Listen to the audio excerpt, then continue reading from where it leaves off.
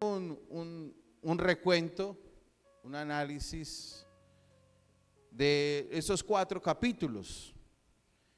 ¿Cuál es el mensaje que le da Pablo a su hijo amado Timoteo, a su hijo espiritual?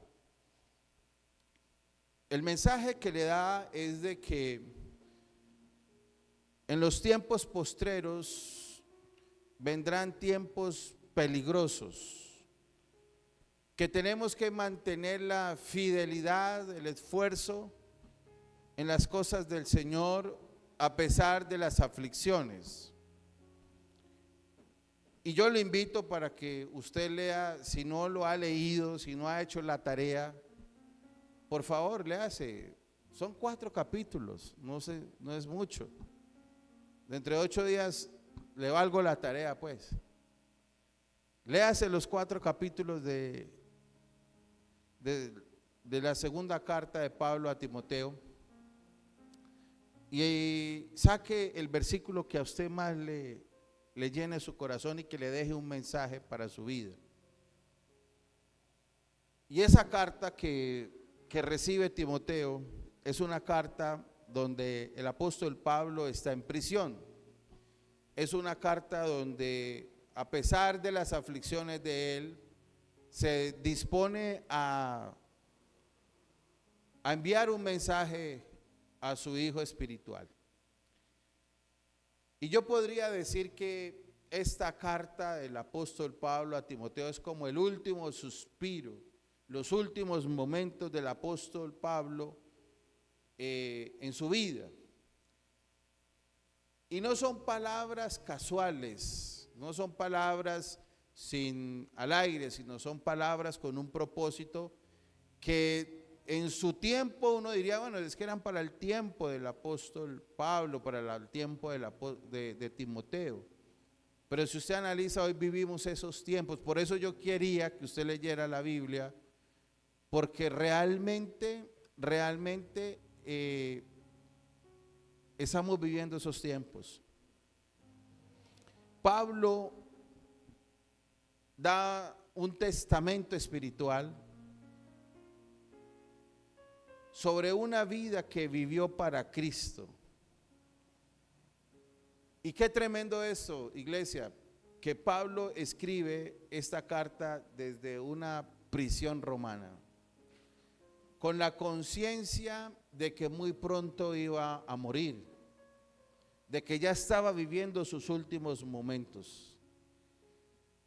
Pero me gustó mucho este estudio porque analizando el compendio de los 4 capítulos, encuentra uno que es realmente una teoría ministerial, de una teoría espiritual, sino que aparte de eso es cómo aprender a vivir y a morir fielmente en las cosas de Dios. Dígale a la persona que se haya a su lado, cómo aprender a vivir y a morir fielmente en las cosas de Dios.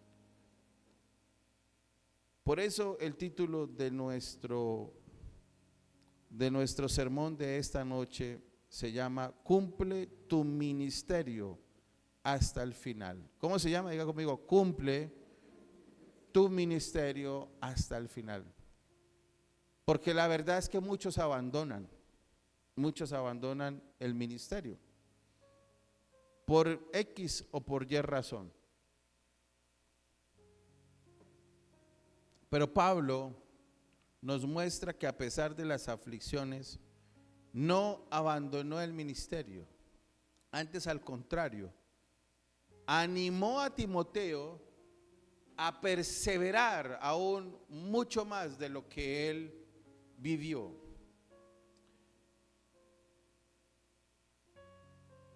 Pablo estaba en una prisión romana, estaba en un abandono humano y con la conciencia de que, como les decía hace un momento, iba a partir muy pronto. Y hay 4 verdades allí que me llaman la atención. Y la primera verdad que nos muestra este relato, este capítulo, es la verdad absoluta de la palabra. Diga conmigo, la verdad absoluta de la palabra. Porque todo lo que está escrito en la palabra es verdad. El asunto es que muchas veces nosotros no tomamos la palabra de Dios como esa palabra de verdad. Y vamos a mirar el versículo 1 al 5. Empezamos con el versículo 1, por favor. Te encarezco delante de Dios y del Señor Jesucristo. Mire cómo empieza el apóstol a escribir este pasaje. Dice, que juzgará a los vivos y a los muertos en su manifestación y en su reino. Versículo siguiente. Que prediques la palabra. ¿Qué es lo que tenía que hacer? Que prediques la palabra, que instes. ¿Qué quiere decir eso? Que predique, que insista, que persevere. Instes a tiempo y fuera de tiempo. Redarguye, reprende, exhorta con toda paciencia y doctrina. ¿Con toda qué? ¿Con qué? Con paciencia y doctrina. ¿Y qué es doctrina? ¿Qué es doctrina? La enseñanza, la instrucción, ¿cierto? Bueno, ¿qué más sigue allí? Vamos hasta el 5. Porque vendrá tiempo cuando no sufrirán la sana doctrina, la sana enseñanza. O sea, que va a venir un tiempo donde esto no se va a predicar de esta forma, sino que teniendo comezón de oír, se amontonarán maestros conforme a sus concupiscencias, a sus propias concupiscencias, y apartarán de la verdad el oído y se volverán a las fábulas. Por eso es importante entender que predicar la palabra no es venir y dar una conferencia teológica, es buscar realmente que las personas puedan entender la esencia del mensaje que Jesucristo dejó a través de su vida, lo que los apóstoles a través del Espíritu Santo recibieron y dejaron para que la humanidad fuera edificada. Entonces mire que aquí hay un propósito supremamente importante. Realmente conocer la verdad, conocer la palabra de manera exacta, de manera pura, de lo que realmente es el mensaje. No es el mensaje motivacional, no es el mensaje simplemente de salir con algo que me motive o algo que me emocione, no. Es realmente conocer la verdad de Cristo a través de su palabra. Versículo 5. Pero tú sé sobrio en todo, soporta las aflicciones, haz obra de evangelismo. Me encanta. Dígale a la persona que está ahí a su lado, soporta las aflicciones, soporta las aflicciones. Haz obra de evangelista. ¿Cuántos evangelistas hay aquí? Dígame amén. Ahí sí nadie, ¿no? Ahí sí nadie es evangelista, ahí sí nadie quiere sufrir aflicciones. Y dice, ¿cumple qué? Tu ministerio. Entonces, el apóstol Pablo le está dando unas instrucciones a Timoteo muy específicas. Y lo primero que le encarece ahí, dice, lo primero que le encarga, dice, es: te encarezco delante de Dios y del Señor Jesucristo. Y eso que está haciendo él allí, póngale punto A, de la primera, de la verdad absoluta de la palabra, póngale A, es un mandato bajo juicio eterno. Es un mandato, diga conmigo, es un mandato. O sea que no es si queremos. Y Pablo coloca a Timoteo en una realidad escatológica. En una realidad, volvamos al versículo 1, donde dice que Cristo juzgará a vivos y muertos y que la segunda venida de Cristo es inminente. Mire qué tremendo, que desde ahí estamos hablando de que juzgará a los vivos y a los muertos en su manifestación y en su reino. O sea que sí va a haber un juicio. ¿Cuántos me están captando la idea? Díganme amén. Va a haber un juicio. Y que me gusta mucho porque predicar la palabra no es opcional, es un mandato bajo autoridad divina. Diga conmigo, es un mandato sobre la autoridad divina. O sea, el Señor nos manda a predicar. El Señor nos manda a compartir la palabra. ¿Por qué? Porque dice que Él va a juzgarnos tanto a los vivos como a los muertos. Punto B del primero, dice la supremacía de la predicación. Coloque ahí, la supremacía de la predicación. O sea que es importante predicar. Dígale a la persona que sea a su lado, es importante predicar en estos tiempos. Es importante predicar en estos tiempos. ¿Y qué dice ahí? Que prediques la palabra. Versículo siguiente. Mire lo que dice en el versículo 2. ¿Que prediques qué? Ok. Pregunto yo, ¿será solamente para Timoteo ese mandato o será para todos nosotros? Entonces mire qué importante que usted entienda esto, amados, que es un mandato divino, no es simplemente, ay no, pastor, es que lo mío son las ventas de la iglesia, ese es mi ministerio. No, señor, aquí todos estamos llamados a predicar la palabra. Y ese predicar viene del griego keruxón, significa predicar. En el griego, en la versión antigua, keruxón, que implica proclamar. ¿Qué es predicar? Diga conmigo, proclamar. Es declarar, eso es predicar. Compartir el mensaje. Entonces debemos tener en cuenta que, ¿qué tenemos que hacer? Diga conmigo, proclamar el evangelio. ¿Qué tenemos que hacer? Declarar el mensaje de la palabra, proclamar el evangelio y declarar el mensaje de la palabra. Eso es lo que el Señor nos está mandando ahí en esos solamente 2 versículos. Vea qué tremendo. Y me llama mucho la atención que eso es algo que el Señor lo deja estipulado ahí para que todos seamos transmisores de ese mensaje, para que todos podamos transmitir la palabra, diga conmigo, con urgencia. ¿Con qué? Con urgencia. Pregunto yo, ¿será que necesitamos compartir la palabra con urgencia? Esta semana teníamos una consejería con mi esposa, con una pareja que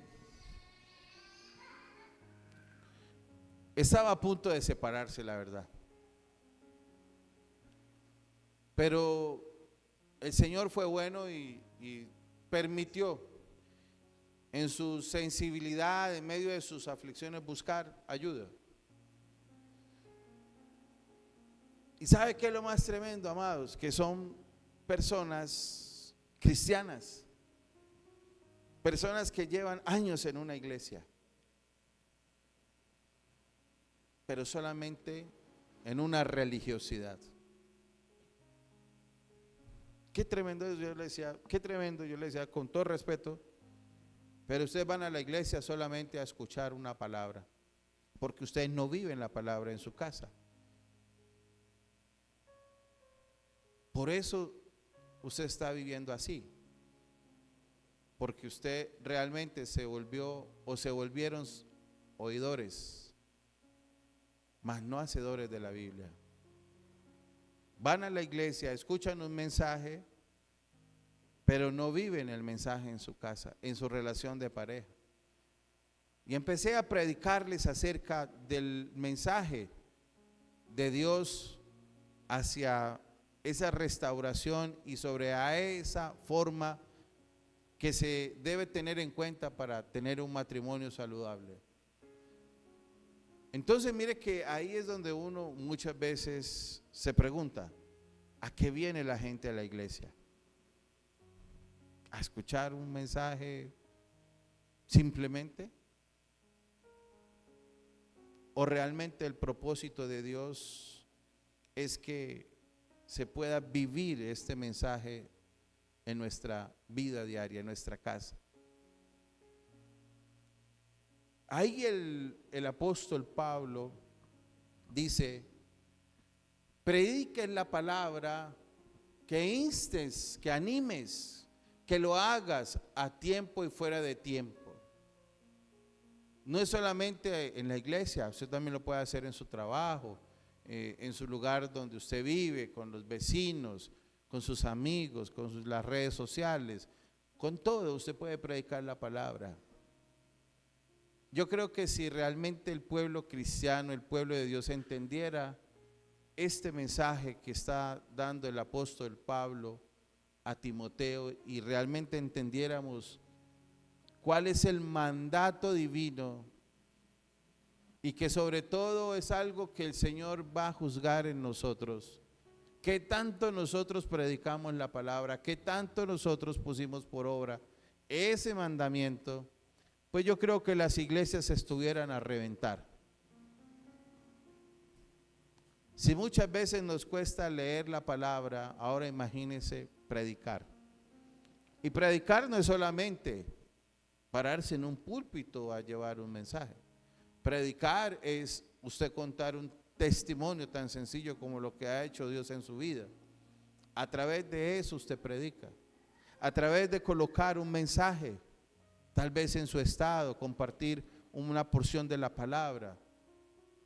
Ahí predicamos. Y dice la Biblia allí, dice redarguye, reprende, exhorta con toda paciencia y doctrina. Pero la verdadera doctrina, la sana doctrina, no la doctrina de la motivación, la doctrina de solo las bendiciones. No, hay que predicar la doctrina completa. ¿Cuántos dicen amén a eso? Entonces, ¿cuándo debemos predicar? Diga conmigo, en todo tiempo.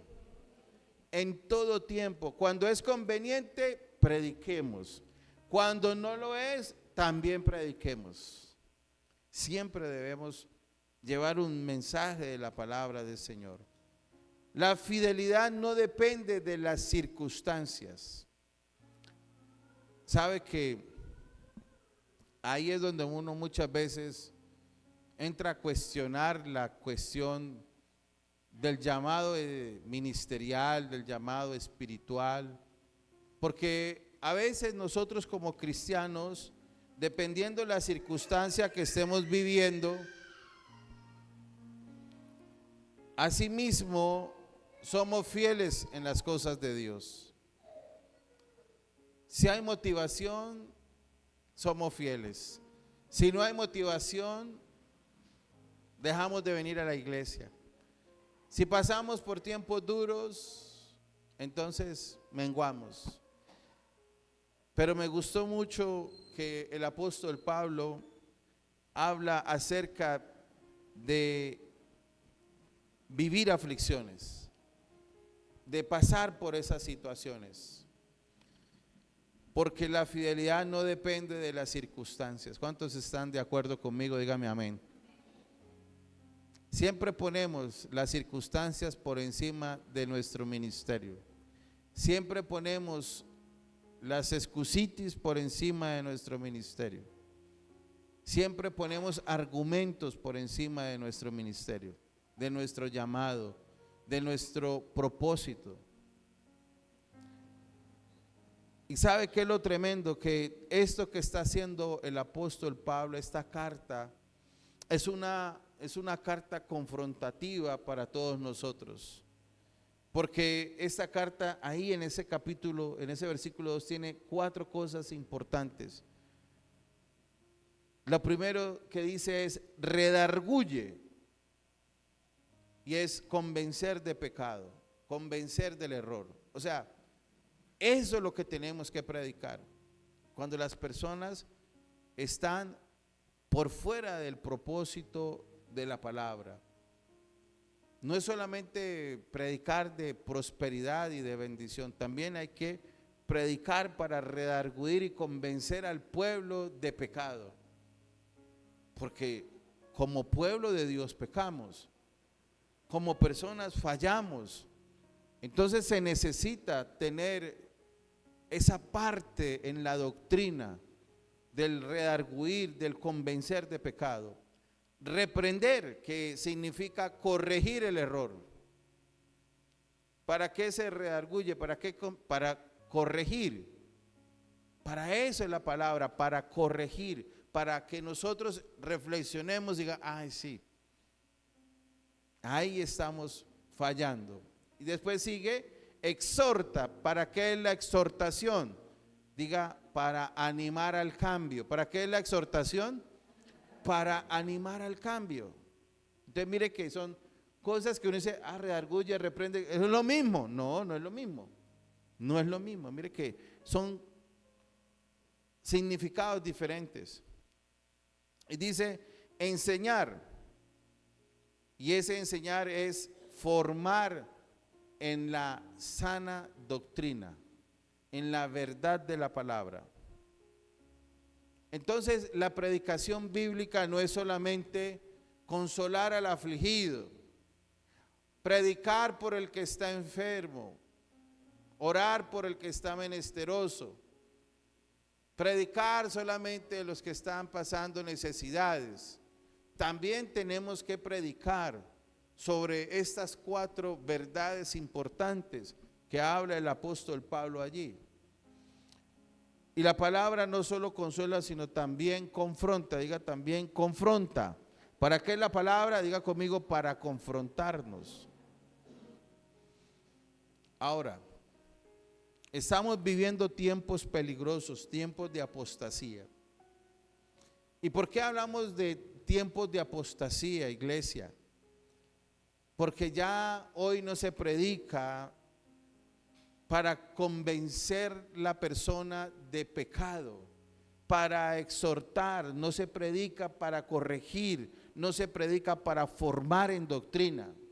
Se predica para que las personas sientan emociones, se predica para que la gente vea luces, para que la gente vea un show, para que la gente vea cosas en su parte emocional, pero sin redarguir, sin reprender, sin exhortar y sobre todo sin enseñar.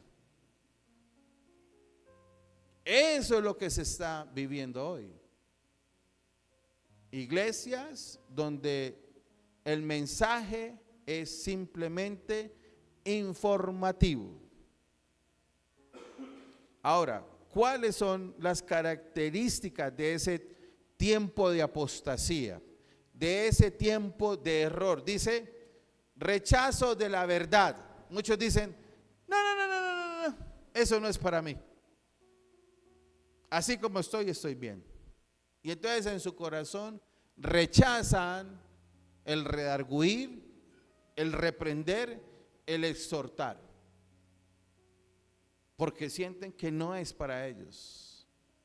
Entonces rechazan la verdad y siempre buscan mensajes agradables, mensajes de bendición, mensajes de prosperidad, mensajes de éxito, mensajes de superación, mensajes que los haga sentir bien. ¿Y sabe qué es lo más tremendo? Que se multiplican cada día más los falsos maestros. Maestros que quieren predicar la palabra, pero solamente para predicar mensajes agradables, mensajes sin doctrina, mensajes sin exhortación, mensajes sin redarguir. Y por eso se desvían las personas de la verdad. ¿Y sabe qué es lo más tremendo, iglesia? Que hoy en día, cada día, hay más preferencias por ese tipo de mitos, por esas fábulas, que por la verdad de Jesucristo. Hoy se prefiere una iglesia que lo haga a uno sentir bien, a una iglesia que lo confronte a uno en su estado espiritual. Una iglesia que lo hace sentir a uno que está mal. Uy, no es, porque el pastor no nos hace sentir bien. No es que no soy yo, es que usted no venga para que yo lo haga sentir bien. Si usted viene para que yo lo haga sentir bien, entonces usted tiene que cambiar de iglesia. Porque mi propósito no es que usted se sienta bien, mi propósito es que usted reciba el mensaje y se sienta mal. Y cuando usted y yo nos sentimos mal, entonces estamos siendo redarguidos por la palabra. Entonces la palabra está causando el efecto necesario en cada uno de nuestros corazones. Amén. Ahora, no es simplemente que lo hacemos por ignorancia, iglesia. ¿Sabe cuál es el tema? Que mucha gente lo hace por rebeldía. Cierran su corazón al mensaje y dicen: no, esto no es para mí. No, esto no. No, eso. Y nunca cambian. Porque prefieren la rebeldía a la sensibilidad de su condición espiritual para generar esos cambios. ¿Y por qué debemos hacerlo, iglesia? ¿Por qué nosotros como iglesia debemos hacerlo? ¿Por qué yo debo hacerlo? Porque el propósito de la iglesia no es entretener a la gente. El propósito de que usted no diga: que alabanza, yo, que esas luces, ese humo, no, mejor dicho, que no, que predicación. El propósito de la iglesia no es entretener al público. El propósito de la iglesia es compartir un mensaje que transforme la vida de las personas. Ese es el propósito de la iglesia. La verdad de Dios, la verdad de la palabra no está para que nosotros la adaptemos al oyente. A ver, hermano, ¿será que de pronto esta palabra le va a gustar al hermano que está allí, a la hermana que está allí? Ay, no, es que si usted predica eso, de pronto la hermana se incomoda y no vuelve. Pues, hermanos, yo creo que esta es la palabra, la que nos incomode, la que nos haga salir de aquí confrontados. Esa es la verdad que hoy en día se tiene que compartir. La verdad no se somete, no se adapta al oyente. El oyente se debe someter a la palabra de verdad. Amén. Dale un aplauso al Señor. ¿Y sabe qué me gustó de esta enseñanza, iglesia? Y yo decía: Señor, es verdad. La fidelidad doctrinal, mire, por eso es mejor poquitos, pero bien disciplinaditos, bien juiciositos, que un montón sin doctrina, sin exhortación, sin redarguir, sin nada. Simplemente motivación. ¿Para qué? Y mire lo que dice: la fidelidad doctrinal es más importante que el crecimiento numérico. La fidelidad doctrinal es más importante que el crecimiento numérico. Ahora, segundo, la vida como sacrificio y culminación, versículos 6 al 8. Y dice allí, porque yo ya estoy para ser sacrificado y el tiempo de mi partida está cercano. Y versículo 7, he peleado la buena batalla. ¿Cuántos podemos decir hemos peleado la? Yo creo que a mí me falta mucho, sinceramente. Porque nosotros de pelear batallas, mejor dicho, ni para qué nos ponemos a hablar. Como Pablo que peleó la buena batalla, que perseveró en medio de sus aflicciones, que nunca se quedó, ay, no, es que no vuelvo, qué sufrimiento. Él no se quejó, nunca lo vimos. Usted ve la Biblia y usted nunca ¿para qué me llamó? Me hubiera seguido llamando Saulo. Él nunca renegó, antes al contrario, entre más sufría aflicciones, más perseveraba, más luchaba, más hacía la obra de Dios. Dice, he acabado la carrera, he guardado la fe. Qué tremendo eso, hermano, en una prisión, diciendo este varón esto. Una vida totalmente entregada al Señor. Una vida como ofrenda al Señor. ¿Y sabe qué es lo más tremendo? Que Pablo ve su muerte como un motivo de adoración, no como una tragedia. Ay, me voy a morir, ay no, llévenme al médico, me voy a morir. No, he peleado la buena batalla, le he servido al Señor, he hecho las cosas bien, he perseverado, he guardado la... Papi, ve que es por mí ya. Porque él mismo dijo, para mí el vivir es Cristo y el morir, bueno. Entonces no vio la muerte como una tragedia, como muchos de nosotros podemos, no, Señor, espere, mañana sí empiezo a predicar, mañana sí me levanto a orar, mañana sí me levanto a leer la Biblia, Señor, todavía no vaya a venir, espere que mañana empiezo a cambiar,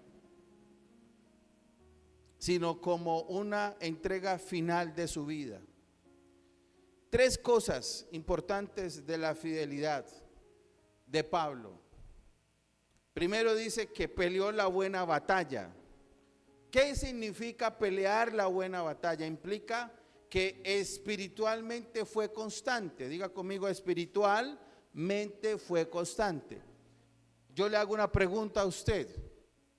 ¿Usted se considera una persona espiritualmente constante? Que pelea sus batallas contra el pecado, contra el mundo y la falsedad del sistema. Esa es pelear la buena batalla. Cuando estamos enfrentados al pecado y peleamos contra el pecado y no caemos en el pecado, cuando nos apartamos de las cosas del mundo y cuando, a pesar de la falsedad del sistema en que vivimos, nosotros seguimos manteniéndonos en esa misma fe. Esa es la batalla de Pablo. Ahora, la carrera. ¿Qué significa la carrera? La carrera significa perseverancia hasta el final. Diga conmigo, perseverancia hasta el final. Disciplina espiritual continua. Y los que saben qué es una carrera, qué es un atleta, un ciclista, una persona que hace deporte de este tipo, tiene que ser que de pronto tenga un accidente, un atleta y le toca retirarse. Pero el propósito del atleta es terminar la carrera. Llegue de primero, llegue de segundo, llegue de quinto, es terminar la carrera, es llegar a la meta. Así nosotros también tenemos que hacerlo en las cosas de Dios. Perseverancia hasta el final. Muchos apenas están empezando y ya se tiran del barco, ya renuncian, ya abandonan, porque ay no, esto está muy duro, Ay, no, es que exigen mucho. Ay, yo no tengo tiempo. Ay, yo no puedo. Ay, yo sí esto. Ay, yo sí lo otro. Entonces, ¿realmente estamos dispuestos a correr la carrera de la fe? Disciplina espiritual. No leemos la Biblia, no hacemos las tareas, nos cuesta venir a la iglesia, nos cuesta hacer muchas cosas, un altar familiar, hacer un devocional. Esa es la carrera, la perseverancia en esas cosas. Ahora, la fe guardada. La fe guardada significa la protección de la palabra de Dios revelada. Eso significa la verdad. No comprometer el evangelio, hablar la verdad del evangelio. Esa es la fe guardada. Ahora, ¿por qué tenemos que hacer esto, iglesia? ¿Por qué debemos correr la buena carrera? ¿Por qué tenemos que pelear la buena batalla? Porque dice la palabra que vamos a tener una corona de justicia. Y ese mérito no es un mérito humano, es un mérito espiritual, es un mérito que el Señor nos lo da. Es la recompensa divina. ¿Cuántos quieren tener una corona de justicia? Amén. Bueno. Si usted quiere una corona, papi, pelee la buena batalla. Corra la carrera de la fe. Guarde la fe. Solamente los que hagan eso van a recibir la corona de justicia. Entonces eso no es de que yo ya suave, no. La palabra correcta produce fidelidad. Cuando usted y yo entendemos este mensaje en nuestro corazón, se tiene que producir algo. Ese mensaje tiene que producir algo en nosotros. No es solamente el escucharlo, sino que nosotros realmente nos proyectemos a empezar a caminar con fidelidad en las cosas de Dios. Si este mensaje a usted no lo está motivando para ser fiel en las cosas de Dios, si este mensaje no lo está redarguyendo, si este mensaje no lo está exhortando para que usted y yo podamos ser cada día más fieles en las cosas del Señor, hermano, va a tocar orar por usted con aceite caliente. Pero el propósito de esto es que podamos realmente entenderlo, iglesia, que esto es para que produzca en nosotros esa fidelidad. Y el éxito ministerial, mire, muchos piensan que el éxito ministerial se da por la cantidad de gente que haya en una iglesia. Muchos piensan que es por eso, no. ¿Sabe que el éxito ministerial, según la enseñanza de este pasaje bíblico, se mide es en la fidelidad? Dígale a la persona que está a su lado, su éxito delante de Dios será por tu fidelidad. Por tu fidelidad. Y eso encierra todo lo que estamos hablando ahora. Por eso el apóstol Pablo dijo, morir en Cristo es ganancia, mas no pérdida. La vida cristiana se vive mirando hacia la eternidad. Así es que tenemos que vivir, mirando hacia la eternidad. La atención del ministerio. Pastor, pero es que ser fiel es duro. Usted no se imagina a mí cómo me cuesta. Mire a Pablo. Si a él le costó, ¿por qué a usted no le va a costar? O a mí, ¿por qué no nos va a costar? ¿Será que nosotros tenemos que estar eximidos o exentos del sufrimiento? ¿Jesús dijo que nos iba a eximir de eso, que nos iba a apartar del sufrimiento? No. En ninguna parte de la Biblia nos dice eso. Antes, al contrario, nos dice, hey, vas a tener aflicciones. Versículo 9 al 18. Y en ese propósito de fidelidad, ¿por qué se prueba la fidelidad? Porque vamos a tener soledad. Oiga pues, vamos a tener soledad, vamos a tener traición, vamos a tener abandono. Por lo demás me está guardado, versículo 9, porque además, del 9 al 18. Procura venir pronto a verme, porque además me ha desamparado, amando este mundo, y se ha ido a Tesalónica. Miren, entonces Demas se había ido, lo abandonó, lo dejó. Crescente fue a Galicia y Tito a Dalmacia. O sea, se fueron y lo dejaron. Abandono. Versículo siguiente.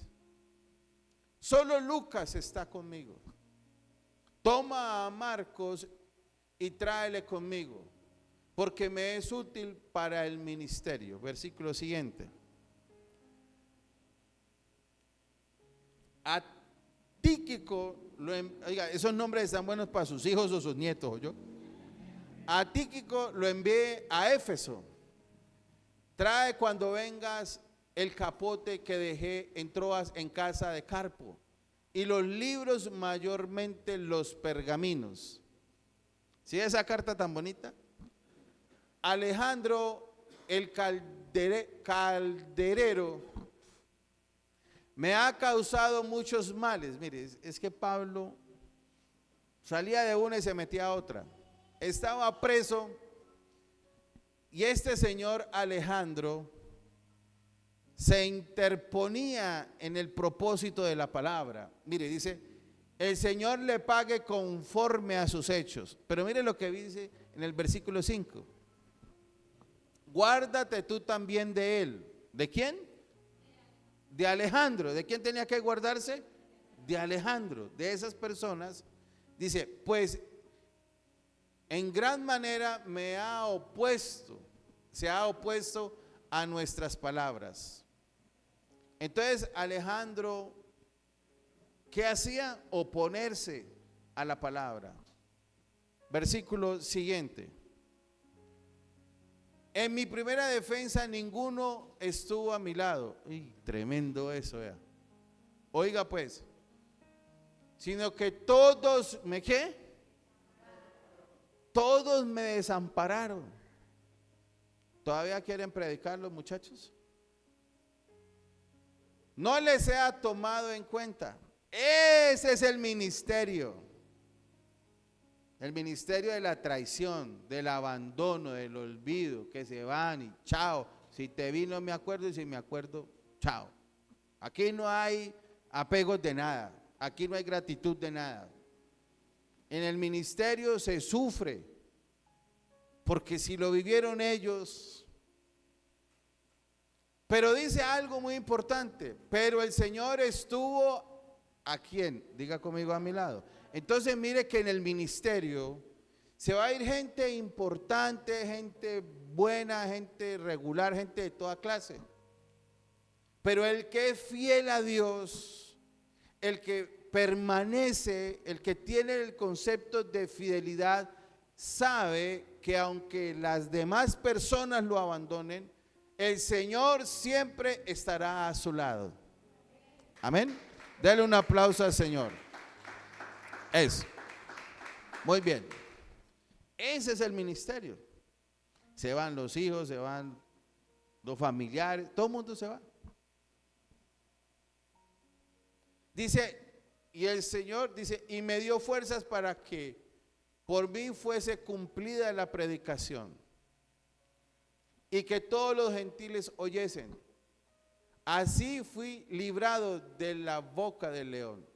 Entonces mire que a pesar de todo lo que vivió Pablo allí, dice que el único que le dio fuerzas para cumplir el propósito fue el Señor. Yo le decía a alguien en estos días, vea, es que si por mí fuera yo no me paraba aquí. Pero el único que le da a uno fuerzas para cumplir el propósito es el Señor. Porque si fuera por emoción o si fuera por sentimientos, pues uno no lo hacía. Pero es porque hay una fidelidad y hay un propósito en Dios en la vida de uno. Y ese mismo propósito y esa misma fidelidad debe estar en su vida. ¿Cuántos dicen amén a eso? Versículo siguiente. Y el Señor me librará de toda obra mala y me preservará para su reino celestial. A Él sea gloria por los siglos de los siglos. Amén. ¿Y qué le tocó vivir al apóstol Pablo en su ministerio? Primero que todo, el dolor del abandono. ¿Qué le tocó vivir? El dolor del abandono. Así de sencillo. Se fue Demas, porque Demas amó el mundo. Otros se fueron de su lado y Pablo quedó solo. Incluso los grandes hombres de Dios experimentan abandono. Pero lo único que queda es la fidelidad de Dios. Dígale a la persona que está ahí a su lado, en tu ministerio, en tu vida, solo tienes la fidelidad de Dios. ¿Cuántos dicen amén a eso? Dale un aplauso al Señor. Por eso Él dice, pero el Señor estuvo a mi lado. Aquí está el contraste entre esas dos cosas. Los hombres fallan, pero diga conmigo, Dios permanece. ¿Quién permanece? ¿Quién falla? Los hombres fallan, pero Dios permanece. ¿Y cuáles son las funciones de Dios? ¿Por qué tenemos que entender, iglesia, que el ser fieles a Dios es un gran privilegio? ¿Por qué? Porque primero que todo, Dios es el que nos fortalece, Dios es el que nos sostiene y Dios es el que nos capacita para cumplir nuestro propósito. Diga conmigo, Dios me fortalece, Dios me sostiene, Dios me capacita para cumplir mi propósito. Por eso, amados, es que tenemos que tener nuestros ojos puestos en las cosas de Dios. Ahora, Él termina diciendo, me librará el Señor. Y no es solamente de la muerte física, sino de perder la fe. No es solamente una muerte física, sino cuando Él habla de que el Señor lo libra es de que pierde la fe, que es lo que nosotros tenemos que orar al Señor. Que a pesar de las adversidades, amados, a pesar de las dificultades, a pesar de las situaciones, usted no pierda la fe. Que usted no llegue aquí.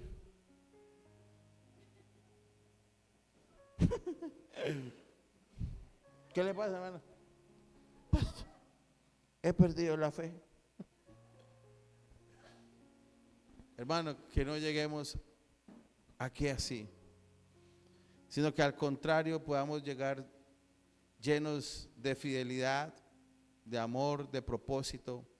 Porque si perdemos la fe, iglesia, escúcheme bien, si perdemos la fe, perdemos el propósito eterno. ¿Qué perdemos? El propósito eterno. Yo quiero que usted se tome un minuto y piense, ¿qué haría usted si perdiera la fe? ¿Qué sería de su vida si perdiera la fe?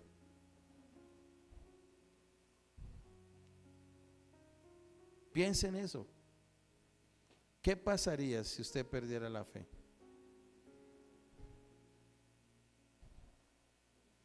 ¿Cómo se sentiría usted? ¿Triste? ¿Qué más? ¿Qué más? Dígame.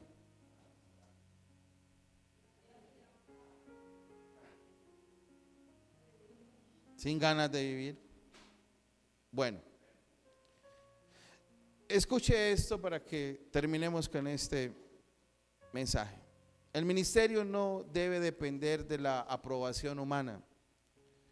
La presencia de Dios es suficiente en la soledad. La fidelidad se prueba en el abandono. ¿Dónde se prueba la fidelidad? En el abandono. Terminemos con los últimos 3 versículos, del 19 al 22.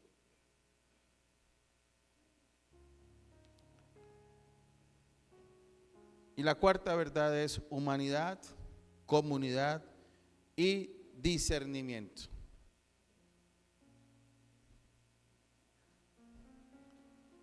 Saluda a Prisca y Aquila y a la casa de Onesíforo.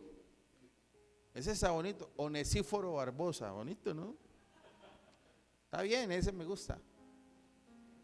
Erasto se quedó en Corinto y a Trófimo, ¿le gusta ese? Trófimo dejé en Mileto enfermo.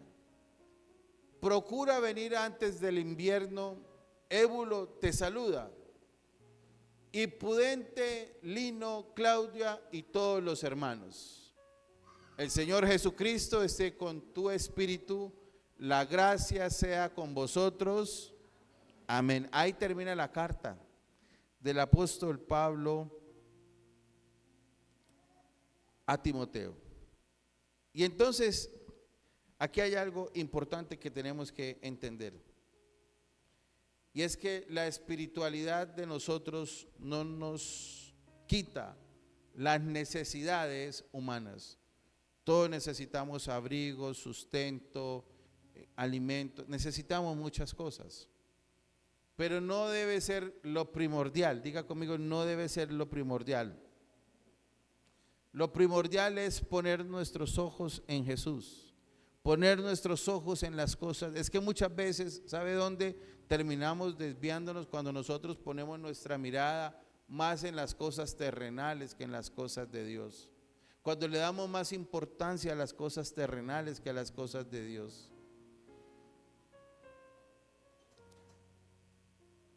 Esta carta termina con una enseñanza muy importante.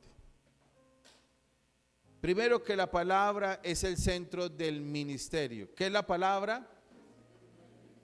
El centro del ministerio. Toda la palabra es inspirada por Dios. Y si usted lo analiza ese versículo, ¿para qué sirve la palabra? Para redarguirnos, para instruirnos, para que realmente estemos preparados para la buena obra del Señor. La fidelidad es el estándar del creyente. ¿Dónde se prueba la fidelidad? Ahí, en el estándar del creyente, en lo que él es como creyente. Esa fidelidad es el estándar de él. La persona que es fiel, uno dice, esa persona está en el propósito. Esa persona está perseverando en el propósito de Dios. Porque a pesar de las situaciones, sigue siempre estando fiel al propósito de Dios. Tercero, la presencia de Dios es suficiente en toda circunstancia. Sin importar lo que usted esté viviendo, amado, la presencia de Dios es suficiente para usted y debe ser suficiente para nosotros. Y ya para terminar, la eternidad es la perspectiva correcta para cada creyente. ¿A dónde debemos poner nuestra mirada? Diga conmigo, en la eternidad. ¿Dónde la debemos poner? En la eternidad. Prepararnos para la eternidad. Prepararnos para ese momento. Dios no está buscando gente talentosa, gente popular, no. Dios está buscando corazones dispuestos a ser fieles. ¿Cuántos corazones están aquí dispuestos a ser fieles? Amén. Denle un aplauso al Señor y póngase sobre sus pies. Vamos